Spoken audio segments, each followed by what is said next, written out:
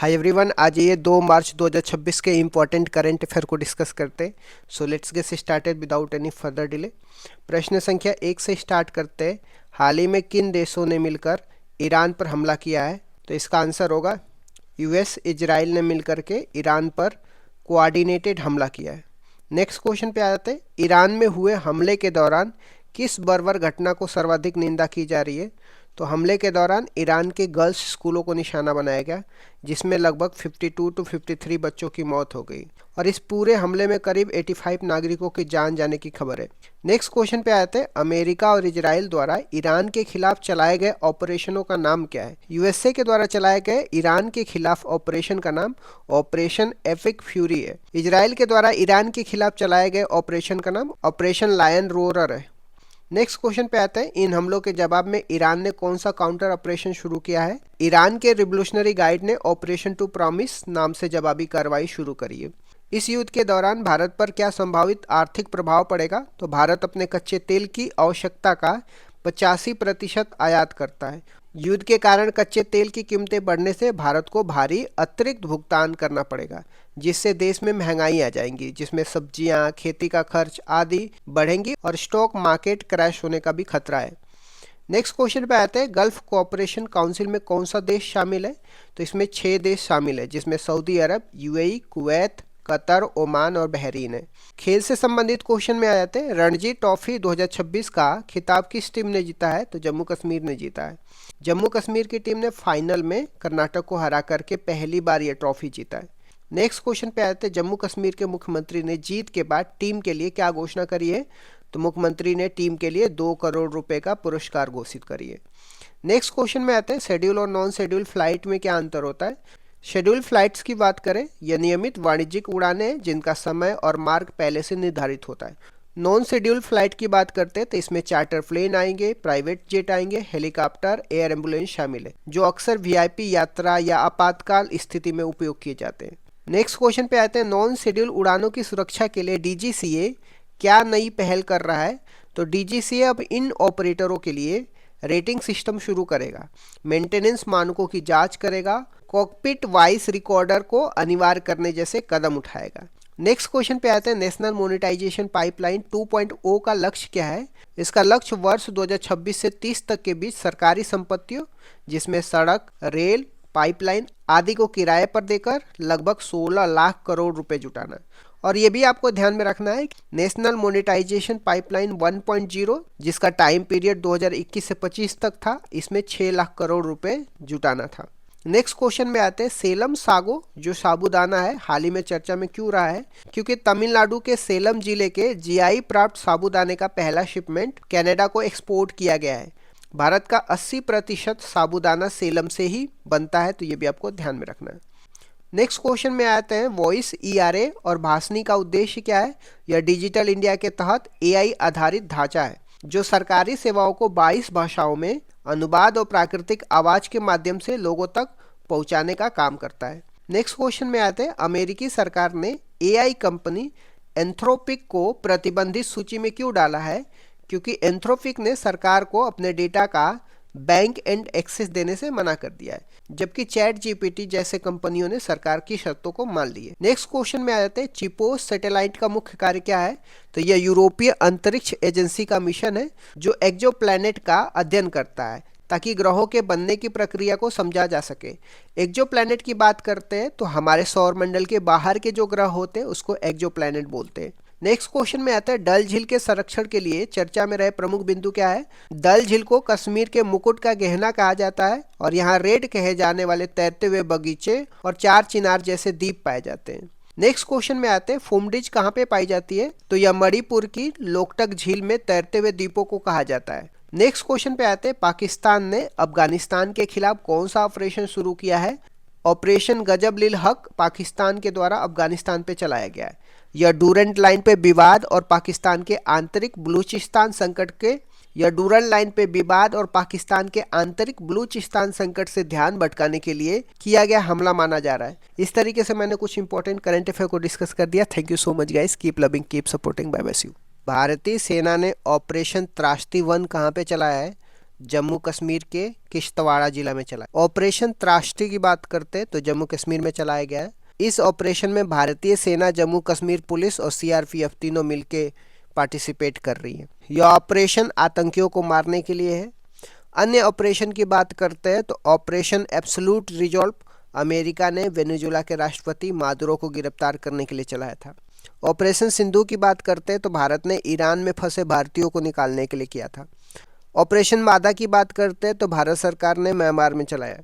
Operation सागर बंधु की बात करते हैं तो भारत सरकार ने श्रीलंका की मदद करने के लिए चलाया था। अन्य तथ्यों की बात करते हैं तो वर्ष 2024 के लिए छठे राष्ट्रीय जल पुरस्कारों में सर्वश्रेष्ठ राज्य का पुरस्कार किसको मिला है? तो महाराष्ट्र को मिला है।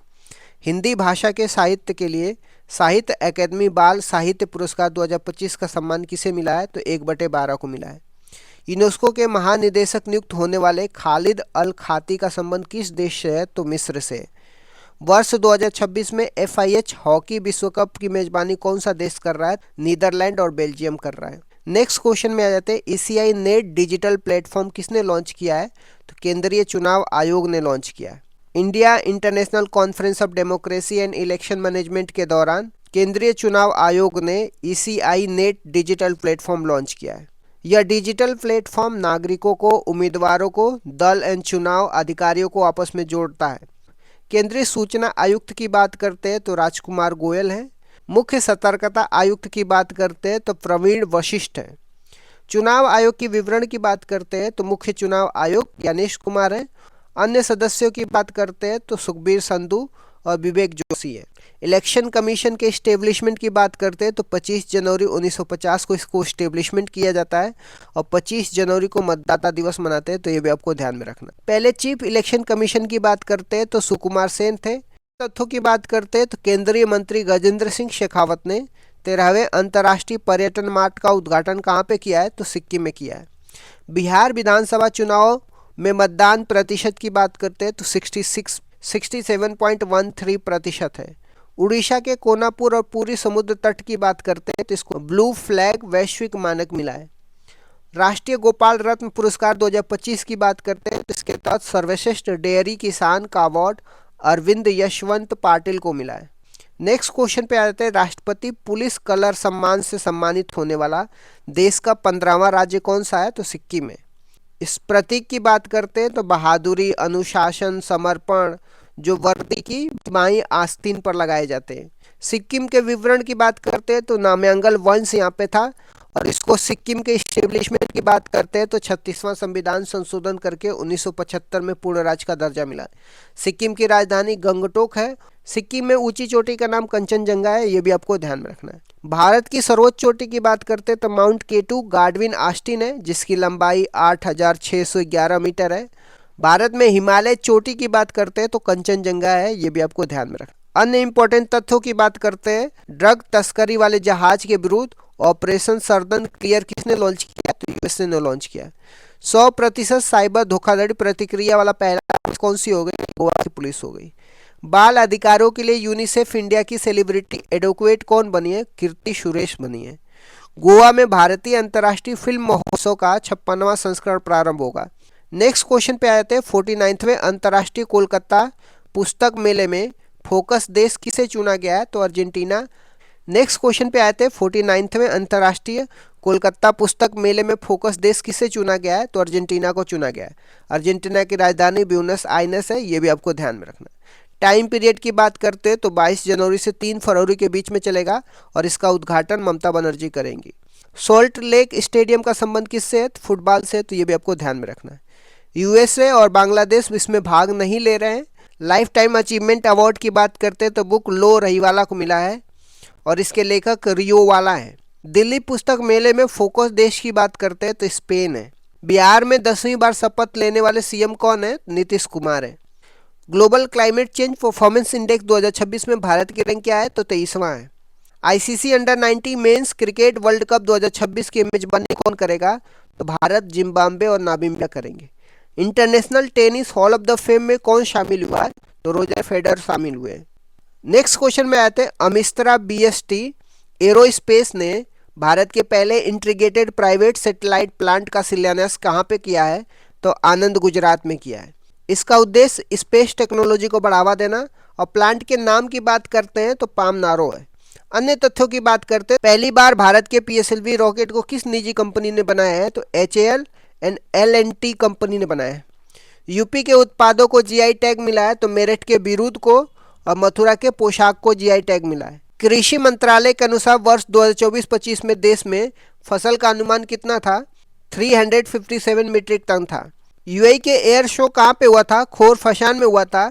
इसमें आईएएफ तेजस ने भाग लिया था।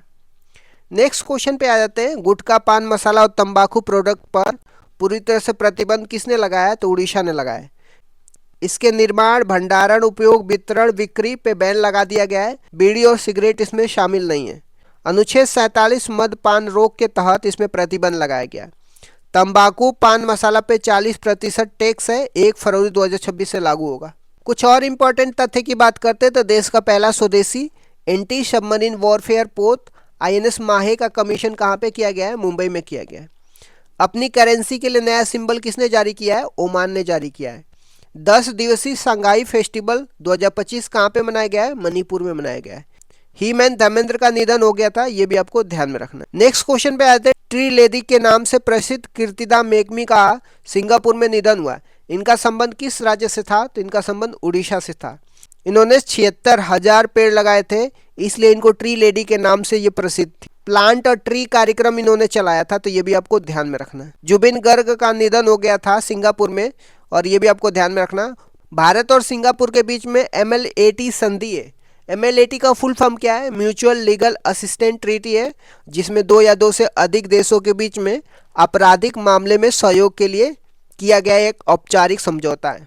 कुछ और इम्पोर्टेंट तथ्यों की बात करते हैं तो नाल्को के एग्जीक्यूटिव चेयरमैन कौन बने हैं, S विक्रमनाथ बने हैं। राष्ट्रीय संविधान दिवस कब मनाया जाता है, 26 नवंबर को मनाया जाता है। फाइट शतरंज वर्ल्ड कप 2025 का खिताब किसने जीता है, लियोनोर मेंडोसा ने जीता है, और यह गोवा से है।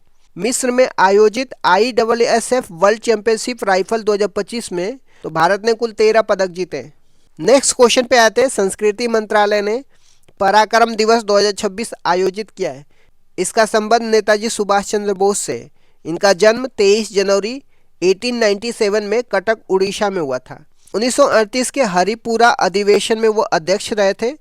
1939 में त्रिपुरा अधिवेशन में विजेता हुए थे। उन्होंने पट्टाभी सीतारामैया को हराया था। उनकी बुक का नाम इंडिया स्ट्रगल था। फॉरवर्ड ब्लॉक का एस्टेब्लिशमेंट उन्होंने 1939 में किया था। उनका नारा था, दिल्ली चलो, तुम मुझे खून दो, मैं तुम्हें आज़ादी दूंगा। आज़ाद हिंद फौज में रानी लक्ष्मीबाई रेजिमेंट का उन्होंने गठन किया था। 2026 का आयोजन श्री विजयपुरम अंडमान निकोबार में हुआ था। 1943 में उन्होंने अंडमान निकोबार में झंडा फहराया था, तो ये भी आपको ध्यान में रखना है। 2026 में उनका 129वीं जयंती मनाया जाता है। पराक्रम दिवस की शुरुआत की बात करते हैं तो 2021 में इसकी शुरुआत की गई थी। 2022 में इंडिया गेट पे किंग जॉर्ज फिफ्थ की प्रतिमा की जगह पे सुभाष चंद्र बोस की प्रतिमा लगाई गई थी। महात्मा गांधी को राष्ट्रपिता की उपाधि किसने दिया था, नेताजी सुभाष चंद्र बोस ने दिया था। कुछ और इम्पोर्टेंट तथ्यों की बात करते हैं तो वर्ष 2026 में इंटरनेशनल IDFA के अध्यक्ष कौन है, ज्ञानेश कुमार हैं। एनिमल हस्बेंड्री स्टैटिक्स 2025 के अनुसार दुग्ध उत्पादन में भारत कौन से नंबर पे है, प्रथम है, और भारत में यूपी प्रथम पे है। केरल के कुछ इंपॉर्टेंट नाम जैसे थुम्बा, वर्कला, पेरियार, वलियामाला, वेकल अब ये मंगल ग्रह तक पहुंच गए हैं।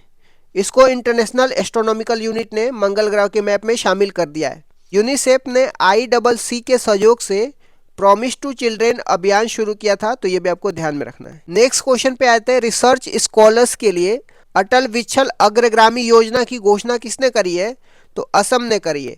असम के CM हिमंत बिश्वा शर्मा ने किया है, और इसका उद्देश्य क्या है, स्किल डेवलपमेंट करना, इनोवेशन करना। इसमें जो रिसर्च स्कॉलर्स के लिए 25,000 रुपये प्रति माह दिया जाएगा, और दिव्यांगों के लिए 40,000 रुपये प्रति माह दिया जाएगा अटल विच्छल अग्रगामी योजना के तहत। और कुछ इंपॉर्टेंट तथ्यों की बात करते हैं तो मैक्सिम बुटकोविच को शीर्ष यूरोपीय पुरस्कार वॉक्लाव हेवेल से सम्मानित किया गया है, और इनका संबंध किस देश से है, तो इनका संबंध यूक्रेन से है। PM मोदी ने किस देश की प्रधानमंत्री की आत्मकथा आई एम जॉर्जिया की प्रस्तावना लिखी है, तो इटली के प्रधानमंत्री की। दुनिया का सबसे ऊंचा 2050 फीट का जूजियोंग ग्रैंड कैनियन ब्रिज कौन से देश में है, तो चीन में है। भारत के पहले झुग्गी मुक्त शहर बनने की उपलब्धि किसको मिला है? चंडीगढ़ को मिला है। नेक्स्ट क्वेश्चन में आते हैं, आर्कटिक हवा के शक्तिशाली प्रवाह से बने तूफान फर्न ने कहां पे दस्तक दिया है? तो यूएसए के पोलर वर्टेक्स में फर्न तूफान ने दस्तक दे दिया है। कुछ और इंपॉर्टेंट तथ्यों की बात करते हैं, छत्तीसगढ़ का बालोद भारत का पहला आधिकारिक रूप से बाल विवाह मुक्त जिला बन गया है। 2025 टाइम्स 100 नेक्स्ट सूची में शामिल एकमात्र क्रिकेटर कौन है? यशस्वी जायसवाल है। एम्पायर सीरीज ने 98 एकेडमी अवार्ड में 16 नॉमिनेशन हासिल कर रिकॉर्ड बनाया, तो ये भी आपको ध्यान में रखना है। नोम्बियो सेफ्टी इंडेक्स 2026 में किस शहर को शीर्ष स्थान मिला है? किंग दादो को शीर्ष स्थान मिला है। प्रथम स्तर पे किंग दादो है चीन का, दूसरे स्तर पे अबू धाबी यूएई का है।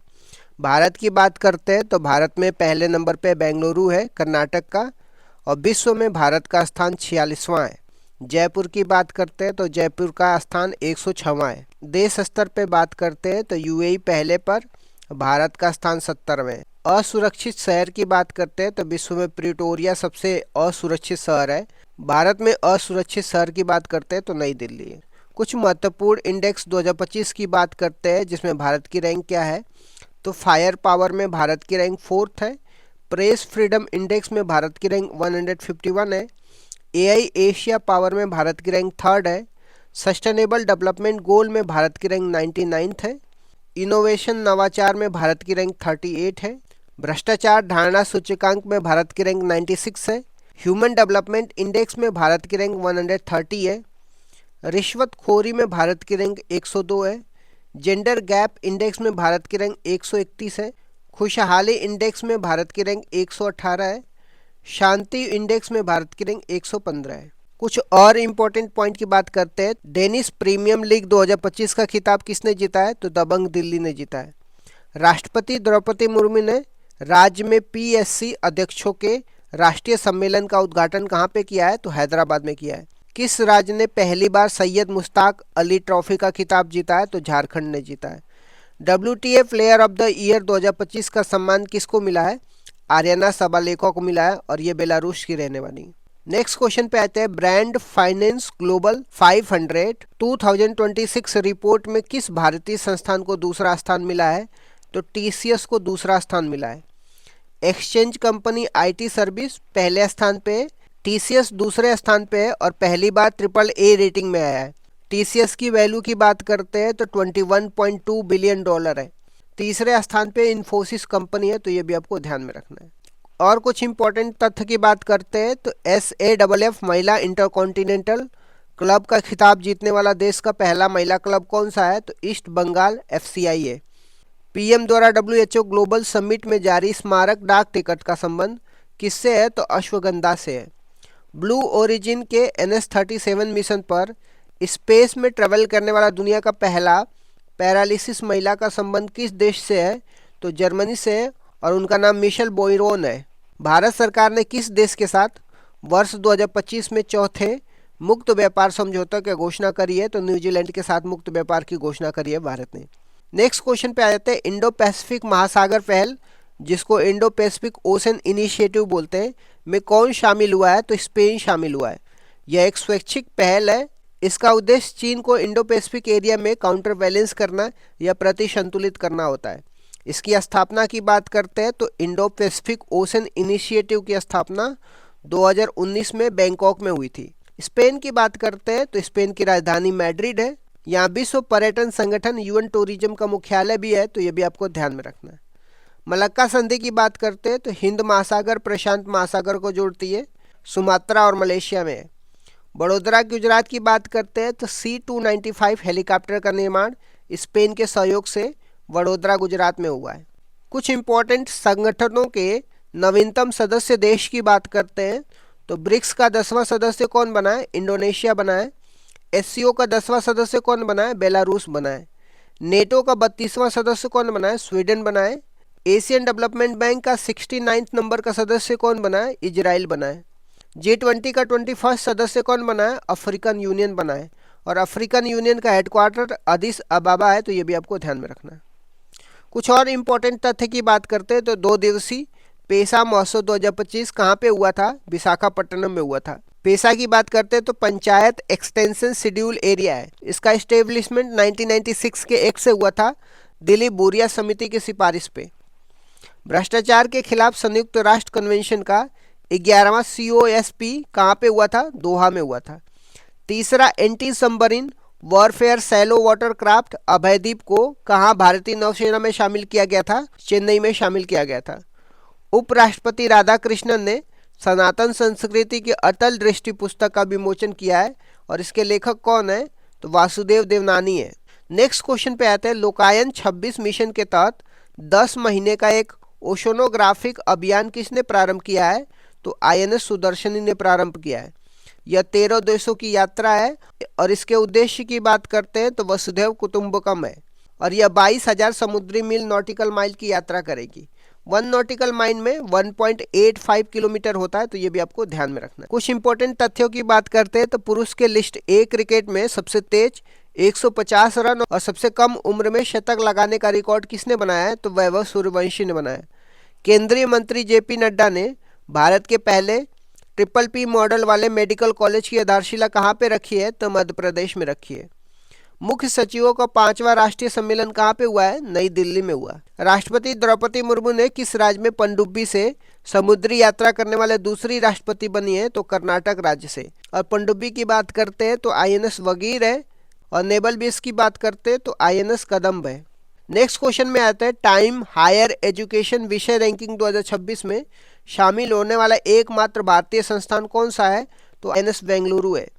कंप्यूटर साइंस में टॉप 100 शामिल है और विश्व में प्रथम की बात करते हैं तो ये MIT USA का है, जिसमें आर्ट्स, बिजनेस, सोशल साइंस पढ़ाया जाता है।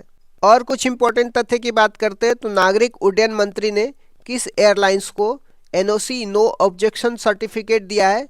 अंत हिंद एयर, फ्लाई स्काई और संख एयर को उड्डयन मंत्री ने NOC दे दिया है। BIS द्वारा प्रस्तुत भारत के पहले डेडिकेटेड स्टैंडर्ड IS 19445 2025 का संबंध किससे है?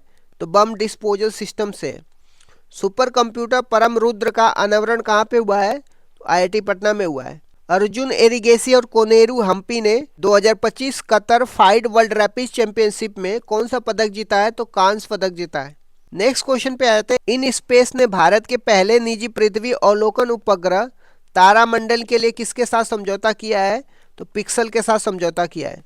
यह समझौता इन स्पेस, भारत और पिक्सल के बीच में हुआ है और मॉडल की बात करते हैं तो PPP मॉडल पे आधारित था, जिसको पब्लिक प्राइवेट पार्टनरशिप मॉडल बोलते हैं।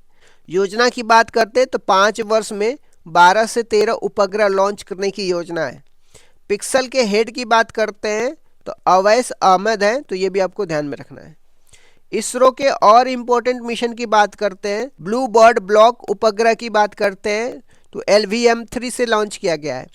भारत का सबसे भारी संचार उपग्रह की बात करते हैं तो CMS-03 है, इसको LVM-3 M5 से लॉन्च किया गया है। निसार की बात करते हैं तो NASA ISRO synthetic aperture radar है और इसको GSLV F-16 से लॉन्च किया गया है। इसरो का 7वां मिशन की बात करते हैं तो NVS-01 है। SPAD-X की बात करते हैं तो यह डॉकिंग से संबंधित है, इसको PSLV C-60 से लॉन्च किया गया है। और कुछ इंपॉर्टेंट तथ्य की बात करते हैं तो केंद्र सरकार ने किस राज्य के पर्वतीय अर्गा पक्षी अभ्यारण्य को इको सेंसिटिव जोन घोषित किया है? तो यूपी के। भाभा एशियाई युवा खेल 2025 में भारत दल ने कितने पदक जीते हैं? तो 48 पदक जीते हैं। भारत के 90वें ग्रैंड मास्टर कौन बने हैं? इलम पर्थी बने और 91वें नंबर पे आर्यन वर्षे बने। भारत के 90वें शतरंज ग्रैंड मास्टर कौन बने? इलम पर्थी बने। 91वें नंबर पे आर्यन वर्षडे बने। क्रिप्टो करेंसी को संपत्ति के रूप में मान्यता देने वाला देश का पहला न्यायालय कौन सा है? तो मद्रास हाई कोर्ट है। नेक्स्ट क्वेश्चन पे आते हैं। वर्ष 2025 का इंदिरा गांधी शांति, निशस्त्रीकरण और विकास पुरस्कार किसे दिया गया है? तो ग्रासा माचोल को दिया गया है, ये मोजाम्बिक के रहने वाले। कार्य की बात करते हैं तो शिक्षा, स्वास्थ्य और पोषण को बेहतर करने के लिए पुरस्कार दिया जाता है। पुरस्कार की राशि 1 करोड़ रुपए होती है। सिफारिश की बात करते हैं तो इस पुरस्कार की सिफारिश शिवशंकर मेनन समिति के आधार पर हुई थी। 2024 के विजेता की बात करते हैं तो मिशेल बाचेलेट हैं, यह चिली के पूर्व राष्ट्रपति हैं।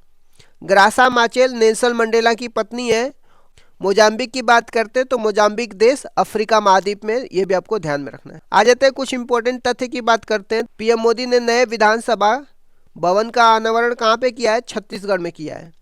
चीतों का तीसरा घर किस अभ्यारण्य को घोषित किया गया है? तो नौरादेही मध्य प्रदेश को।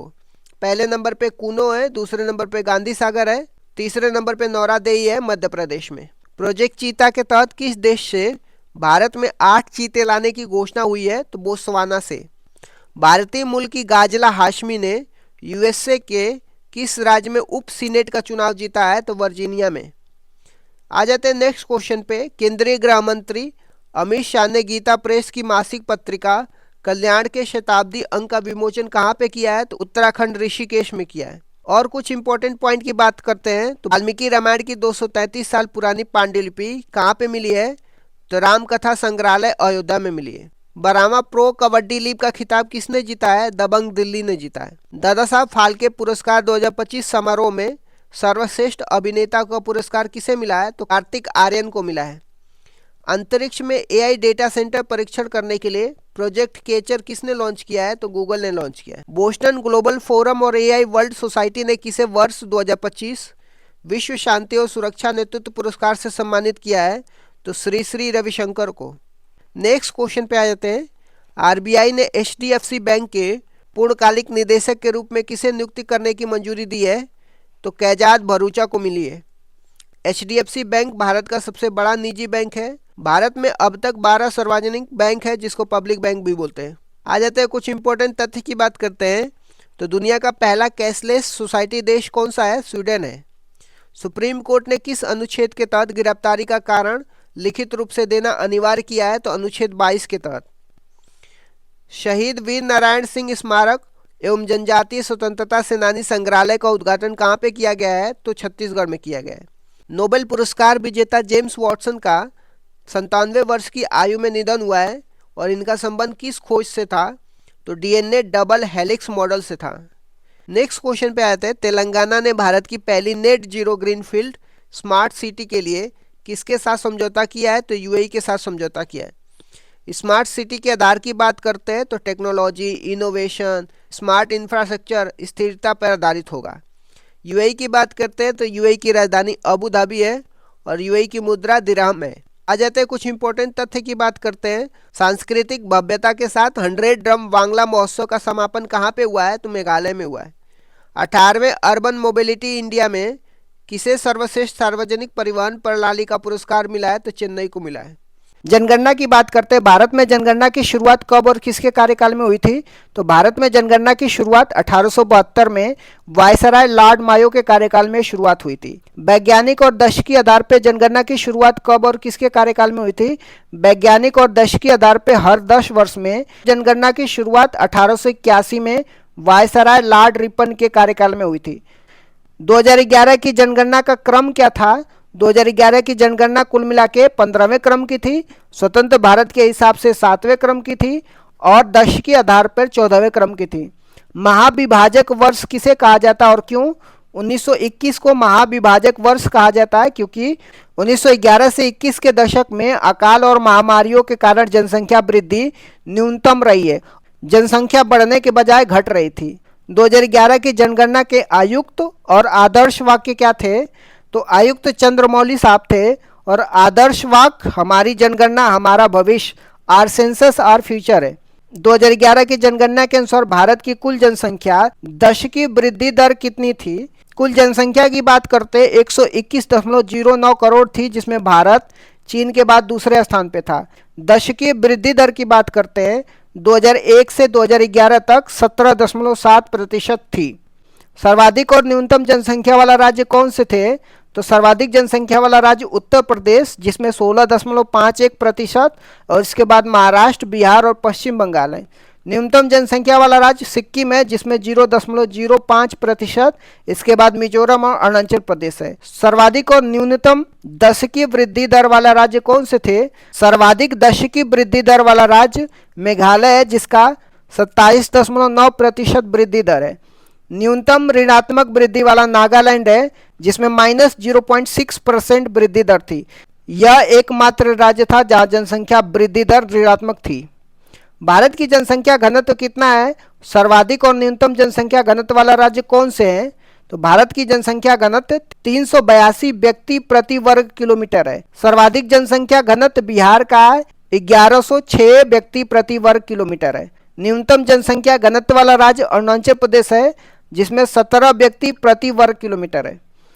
भारत का लिंगानुपात कितना है? सर्वाधिक और न्यूनतम लिंगानुपात वाले राज्य कौन से हैं? भारत का लिंगानुपात की बात करते हैं, 943 महिलाएं प्रति 1000 पुरुष पे है।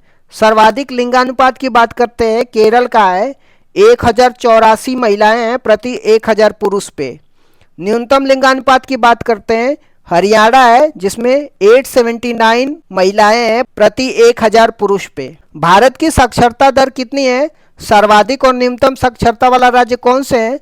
तो भारत की साक्षरता दर 73% है। पुरुष की साक्षरता दर की बात करते हैं, 80.09% है, और महिला की साक्षरता दर की बात करते हैं, 64.60% है। सर्वाधिक साक्षरता की बात करते हैं, केरल का है, 94% है, और न्यूनतम साक्षरता बिहार का है, 61.80% है। सर्वाधिक अनुसूचित जाति वाला राज्य कौन से है? तो संख्या के आधार पर उत्तर प्रदेश है, प्रतिशत के आधार पर पंजाब है। राज्य की जनसंख्या का 32% जनसंख्या पंजाब में अनुसूचित जाति का है। सर्वाधिक अनुसूचित जनजाति जनसंख्या वाला राज्य कौन से है? संख्या के आधार पर मध्य प्रदेश सर्वाधिक अनुसूचित जनजाति वाला राज्य है। प्रतिशत के आधार पर मिजोरम है, जिसकी राज्य की 94% जनसंख्या शेड्यूल ट्राइब की है। पंचवर्षीय योजना के बारे में मैंने डिस्कस तो किया है, बट एक बार फिर से मैं पंचवर्षीय योजना के बारे में रिवीजन करा देता हूँ। पहली पंचवर्षीय योजना 1951 से 56 तक थी। इसकी मुख्य विशेषताएं क्या थी? इसका टाइम पीरियड की बात कर, यह योजना 1 अप्रैल 1951 से लेकर के 1956 तक चली थी। मॉडल की बात करते हैं, यह हेरोल्ड डोमर मॉडल पर आधारित थी और इसका प्रारूप KN राज ने तैयार किया था। उद्देश्य क्या था पहली पंचवर्षीय योजना का? इसका मुख्य ध्यान कृषि एग्रीकल्चर पर था। विकास की दर की बात करते हैं, जो लक्ष्य था 2.1% था, लेकिन 3.6% की वृद्धि हासिल की गई थी, जो लक्ष्य से अधिक थी। दूसरी पंचवर्षीय योजना 1956 से 1961 के प्रमुख बिंदु क्या थे? दूसरी पंचवर्षीय योजना की अवधि की बात करते हैं, 1956 से 1961 तक रहता है। मॉडल की बात करते हैं, यह महालनोबिस मॉडल पर आधारित थी। इसका जो उद्देश्य था, इस योजना में भारी उद्योगों पर बल दिया गया, जिसमें प्रमुख उपलब्धियां थी। इसी योजना के दौरान भिलाई छत्तीसगढ़, राउरकेला उड़ीसा, दुर्गापुर पश्चिम बंगाल में आयरन स्टील प्लांट स्थापित किए गए। विकास की दर की बात करते हैं, लक्ष्य 4.5% का था और प्राप्ति 4.27% थी। तीसरी पंचवर्षीय योजना 1961 से 66 तक क्यों असफल रही थी? 1961 से 66 तक तीसरी पंचवर्षीय योजना थी। यह मॉडल सुखमय चक्रवर्ती मॉडल पर आधारित थी। इसका उद्देश्य था कृषि और उद्योग दोनों पर बल देना। असफलता के कारण ये थे, यह योजना 1962 के दौरान भारत चीन युद्ध और 1965 के भारत पाकिस्तान युद्ध के कारण अपने लक्ष्य को प्राप्त नहीं कर सकी और असफल रही। अन्य घटना की बात करते हैं तीसरी पंचवर्षीय योजना में, इसी दौरान जय जवान जय किसान का नारा दिया गया था और 1965 में भारतीय खाद्य निगम, जिसको फूड कॉरपोरेशन ऑफ इंडिया की इस्टेब्लिशमेंट की बात करते हैं, तो तीसरी पंचवर्षीय योजना में FCI का इस्टेब्लिशमेंट होता है। नेक्स्ट देख लेते हैं योजना अवकाश की। योजना अवकाश, जिसको प्लान हॉलीडेज बोलते हैं, ये क्या था और यह कब हुआ था? तीसरी पंचवर्षीय योजना की असफलता के बाद 1966 से लेकर के 1969 तक 3 वर्षों के लिए कोई पंचवर्षीय योजना नहीं बनाई गई। इसे योजना अवकाश कहा जाता है। इसी दौरान एक एक वर्ष की योजना शुरू की गई थी। खाद्यान्न में आत्मनिर्भरता के लिए हरित क्रांति, जिसको ग्रीन रेवोल्यूशन की शुरुआत की गई थी। चौथी पंचवर्षीय योजना 1969 से 1974 की मुख्य बातें क्या थी? तो इसका टाइम पीरियड की बात करते हैं, 1969 से लेकर के 1974 तक थी। यह मॉडल अशोक रुद्र मॉडल पर आधारित थी और इसका प्रारूप DR गॉडगिल ने तैयार किया था। उद्देश्य की बात करते हैं, इसका लक्ष्य स्थिरता के साथ आर्थिक विकास करना, डेवलपमेंट विथ स्टेबिलिटी था। प्रमुख घटनाएं की बात करते हैं तो चौथी पंचवर्षीय योजना में 1969 में 14 बैंकों का राष्ट्रीयकरण किया गया था, ये पहली बात हो गई। इसके बाद 1971 में भारत पाकिस्तान का युद्ध हुआ और 1974 में पहला परमाणु परीक्षण ऑपरेशन स्माइलिंग बुद्धा पोखरण में किया गया था। पांचवी पंचवर्षीय योजना 1974 से 1978 क्यों अद्वितीय थी? यह भारत का एकमात्र ऐसी योजना है जो अपने निर्धारित समय 5 वर्ष से पहले केवल 4 वर्षों में ही समाप्त हो गई। 1974 से लेकर 1978 तक ही रही थी। यह डीपी दर मॉडल पर आधारित थी और इसका मुख्य लक्ष्य गरीबी उन्मूलन था। रोलिंग प्लान 1978 से 1980 तक क्या था? 1978 में सरकार बदलने के बाद मोरारजी देसाई की जनता पार्टी सरकार ने पंचवर्षीय योजना को समाप्त कर रोलिंग प्लान शुरू किया था। विश्व में इसके जनक डॉक्टर गुरनार मिर्डर थे। उनकी पुस्तक एशियन ड्रामा में इसका उल्लेख है और भारत में इसे लक्कड़वाला ने लागू किया था। छठवीं पंचवर्षीय योजना 1980 से 1985 के दौरान क्या महत्वपूर्ण घटनाएं हुई थी? यह मॉडल आगात निर्गत मॉडल पर आधारित था, जिसको इनपुट आउटपुट मॉडल बोला जाता है। इसका उद्देश्य रोजगार सृजन और गरीबी उन्मूलन था। प्रमुख घटनाएं की बात करते हैं तो छठवीं पंचवर्षीय योजना में नाबार्ड की एस्टेब्लिशमेंट किया जाता है 1982 में। 6 और बैंकों का राष्ट्रीयकरण किया जाता है 1980 में। ऑपरेशन ब्लू स्टार और ऑपरेशन मेघदूत 1984 में चलाया जाता है। ऑपरेशन मेघदूत सियाचिन पर कब्जा करने के लिए। सातवीं पंचवर्षीय योजना 1985 से लेकर के 1990 तक क्या नारा था? इस योजना का प्रसिद्ध नारा रोटी रोजी और उत्पादकता या भोजन काम और उत्पादकता था। इसी योजना के दौरान 1988 में सेबी की स्थापना होती है, जिसको security and exchange board of India बोलते हैं। एलपीजी सुधार कब और क्यों अपनाए गए थे? 1990 से 92 के योजना अवकाश के दौरान 1991 में भारत में विदेशी मुद्रा भंडार का संकट उत्पन्न हो गया था। उस समय प्रधानमंत्री पीवी नरसिम्हा राव और वित्त मंत्री डॉक्टर मनमोहन सिंह थे। इस संकट से निपटने के लिए 1991 में नई आर्थिक नीति अपनाई गई थी, जिसे एलपीजी सुधार कहा गया था। जो न्यू इकोनॉमी पॉलिसी अपनाई गई थी, जिसमें उदारीकरण, निजीकरण या वैश्वीकरण की बात की जाती है। आठवीं पंचवर्षीय योजना 1992 से 1997 का मुख्य फोकस क्या था? तो यह model John W Miller model पर आधारित थी। इसका मुख्य बल मानव संसाधन विकास था, जो 1990 में आए एचडीआई मानव विकास सूचांक की अवधारणा से प्रेरित था। अन्य घटनाएं की बात करते हैं आठवीं पंचवर्षीय योजना में। इसी दौरान 73वां और 74वां संविधान संशोधन हुआ, जो पंचायती राज और नगर निगम के लिए है। इसी समय 1 जनवरी 1995 को डब्ल्यूटीओ की स्थापना होती है, जिसको वर्ल्ड ट्रेड ऑर्गेनाइजेशन बोलते हैं। 9वीं और 10वीं पंचवर्षीय योजना का मुख्य बातें क्या थी?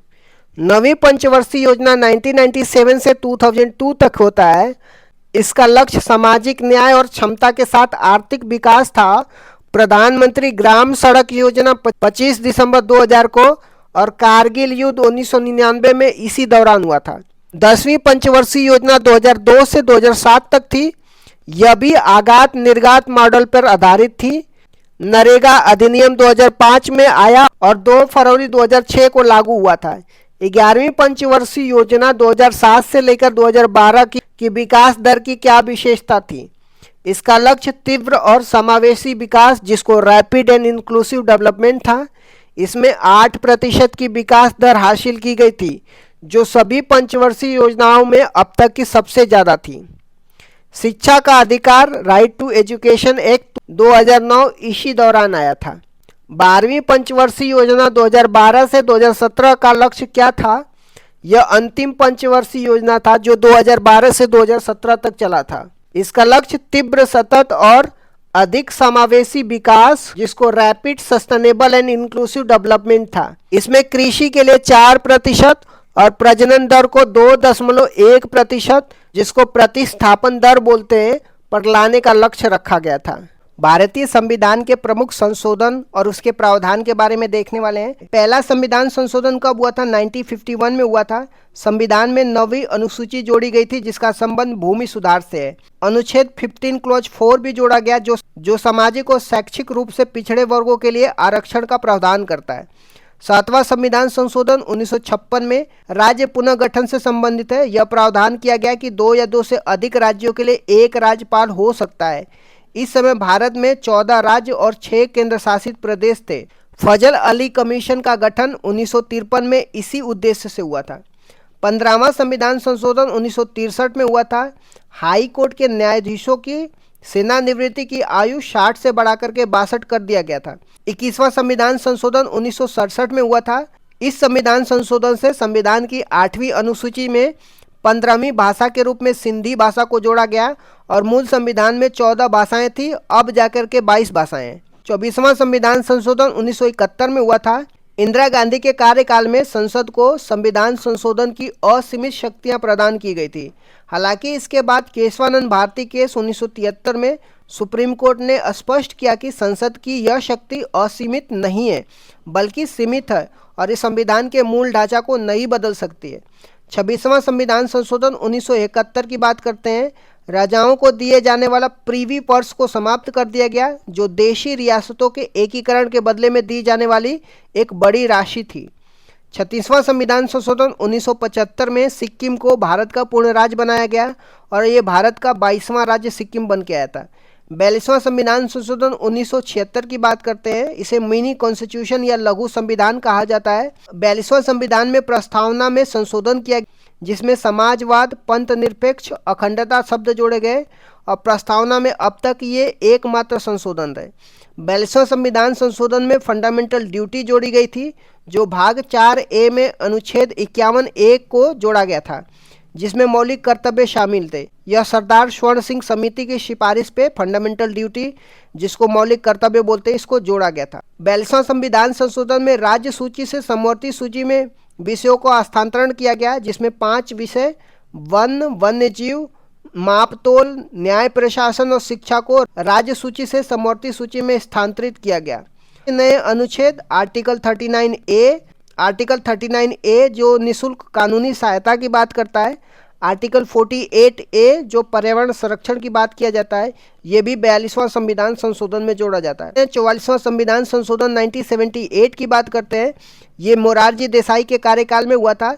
इसमें संपत्ति के अधिकार में बदलाव किए जाते हैं। संपत्ति के अधिकार को मौलिक अधिकार की सूची से हटा करके इसे कानूनी अधिकार जिसको लीगल राइट बनाया गया जो अब अनुच्छेद 300A में है। पहले इसमें आर्टिकल 30 पहले संपत्ति का अधिकार आर्टिकल 31 पहले संपत्ति का अधिकार अनुच्छेद 31 में था। राष्ट्रीय आपातकाल नेशनल इमरजेंसी की बात करते हैं। इसमें राष्ट्रीय आपातकाल के लिए आंतरिक अशांति के स्थान पे सशस्त्र विद्रोह शब्द का प्रयोग किया गया। राष्ट्रीय आपातकाल लगने के लिए कैबिनेट की लिखित अनुमति को अनिवार्य किया गया। संविधान में कैबिनेट शब्द की पहली बार उल्लेख इसी संशोधन में हुआ था। आ जाते हैं 52वां संविधान संशोधन की बात करते हैं जो 1985 में हुआ था। राजीव गांधी के कार्यकाल में दल बदल विरोधी कानून आया था जिसको एंटी डिफेक्शन लॉ बोलते हैं। संविधान में 10वीं सूची जोड़ी गई जिसका उद्देश्य दल बदल को रोकना था। आ जाते हैं 61वें संविधान संशोधन जो 1989 में हुआ था। यह राजीव गांधी के कार्यकाल में मतदान की आयु 21 वर्ष से घटा करके 18 वर्ष कर दी गई थी। अब आ जाते हैं 73वां संविधान संशोधन 1992 में पंचायती राज व्यवस्था या ग्रामीण स्थानीय स्वशासन से संबंधित है। संविधान के भाग 9 और 11वीं अनुसूची जोड़ी गई जो पंचायती राज से संबंधित है। भाग 9 में अनुच्छेद 243 से लेकर के 243O शामिल किया गया। 24 अप्रैल 1993 से इसको लागू किया गया। 74वां संविधान संशोधन 1992 की बात करते हैं। ये शहरी स्थानीय स्वशासन की बात करता है जिसमें नगर पालिका नगर निकाय से संबंधित है। संविधान में भाग 9A और 12वीं अनुसूची जोड़ी गई। 12वीं अनुसूची में टोटल 18 विषय हैं। आ जाते हैं 86वें संविधान संशोधन 2002 की बात करते हैं। 6 से 14 वर्ष के बच्चों के लिए अनिवार्य और मुफ्त शिक्षा का प्रावधान किया गया। अनुच्छेद 21A जोड़ा गया जिसके तहत शिक्षा का अधिकार एक मौलिक अधिकार बन गया। अनुच्छेद 51A क्लॉज K के रूप में 11वां मौलिक कर्तव्य भी जोड़ा गया था। आ जाते हैं 89वां संविधान संशोधन 2003 की बात करते हैं। अनुच्छेद 338 ए को जोड़ा गया, जिसमें राष्ट्रीय अनुसूचित जनजाति आयोग, जिसको national commission for scheduled tribe का उल्लेख है। अनुच्छेद 338 में राष्ट्रीय अनुसूचित जाति का उल्लेख किया गया है। 91वां संविधान संशोधन 2003 की बात करते हैं। मंत्रिपरिषद के आकार को सीमित किया गया है। इसके अनुसार कुल लोकसभा सदस्यों के 15% से अधिक मंत्री नहीं हो सकते। आ जाते हैं 92वां संविधान संशोधन 2003 की बात करते हैं। 8वीं अनुसूची में 4 भाषाएं जोड़ी जाती है, जो बोडो, डोंगरी, संथाली और मैथिली होती है। 97वां संविधान संशोधन 2011 में सहकारी समिति से संबंधित है। संविधान के भाग 9 बी अनुच्छेद 43 बी और अनुच्छेद 19 क्लॉज 1 क्लॉज सी में सहकारी समिति शब्द जोड़ा गया। 99वां संविधान संशोधन 2014 की बात करते हैं। यह एक ऐसा संविधान संशोधन था जिसमें सुप्रीम कोर्ट ने असंवैधानिक करार दिया था। यह राष्ट्रीय न्यायिक नियुक्ति, जिसको नेशनल जुडिशरी अपॉइंटमेंट कमीशन के निर्माण की बात करता है, जिसका उद्देश्य कॉलेजियम पद्धति को बदलना था। आ जाते हैं 100वां संविधान संशोधन 2015 की बात करते हैं। भारत और बांग्लादेश के बीच में 3 बीघा कॉरिडोर जमीन के आदान प्रदान से संबंधित है। 101वां संविधान संशोधन 2016 की बात करते हैं, जिसमें जीएसटी, जिसको गुड्स एंड सर्विस टैक्स बोलते हैं, इससे संबंधित है। यह 1 जुलाई 2017 को लागू हुआ। विजय केलकर समिति के सिफारिश पर यह आया था। संविधान में अनुच्छेद 246 ए जीएसटी का उल्लेख है और अनुच्छेद 279 ए जो जीएसटी काउंसिल का उल्लेख, जिसका प्रमुख भारत के वित्त मंत्री होता है, ये सब जोड़ा गया। 102वां संविधान संशोधन 2018 की बात करते हैं। इसमें आर्टिकल 338 बी जोड़ा गया, जिसमें राष्ट्रीय पिछड़ा वर्ग आयोग की बात करता है। इसमें यह निर्धारित किया गया कि कौन सी जाति पिछड़ा वर्ग में आएगी और यह अधिकार केंद्र सरकार का होगा। आ जाते हैं 103वां संविधान संशोधन 2019 की, जो आर्थिक रूप से कमजोर वर्ग, जिसको इकोनॉमिकली वीकर सेक्शन बोलते हैं, 10% आरक्षण की बात किया जाता है। संविधान में अनुच्छेद 15 क्लॉज 6 संस्थाओं में प्रवेश के लिए आरक्षण और अनुच्छेद 16 क्लॉज 6 सरकारी नौकरियों में आरक्षण की बात किया जाता है। आ जाते हैं 104वां संविधान संशोधन 2019 की, जिसमें लोकसभा और विधानसभा में एंग्लो इंडियन के लिए आरक्षित सीटों को समाप्त कर दिया गया। अनुसूचित जाति, अनुसूचित जनजाति के लिए आरक्षण को 10 साल के लिए क्या कर दिया गया, बढ़ा दिया गया। आ जाते हैं 105वां संविधान संशोधन 2021 की। यह 102वें संविधान संशोधन में संशोधन करता है। यह राज्य सरकारों को यह अधिकार देता है कि वो अपनी स्वयं की राज्य सूची में शामिल की जाने वाली पिछड़े वर्गों की जातियों की पहचान कर सके, जो शक्ति 102वें संविधान संशोधन में केंद्र के पास दी गई थी। राष्ट्रपति ने 18 अगस्त 2021 को इस पर हस्ताक्षर कर दिया था। आ जाते हैं 106वां संविधान संशोधन 2023 की। इसे नारी शक्ति वंदनम अधिनियम के नाम से भी जाना जाता है। यह 128वां विधेयक था। इसका उद्देश्य लोकसभा और विधानसभा में महिलाओं को 33% आरक्षण प्रदान करना है। इसे अर्जुन मेघवाल ने पेश किया था और राष्ट्रपति ने इसे 28 सितंबर 2023 को सहमति दे दी थी। यह अगला परिसीमन 2026 के बाद लागू होने वाले चुनाव में लागू होगा। आ जाते हैं 129वां संविधान संशोधन विधेयक की। ये संविधान संशोधन विधेयक है जो प्रस्तावित किया गया है। भारत का नवीनतम विधेयक है। जो यह 1 नेशन 1 इलेक्शन की बात किया जाता है, जो एक राष्ट्र एक चुनाव से संबंधित है। यह रामनाथ कोविंद कमेटी की सिफारिश पर पेश किया गया था।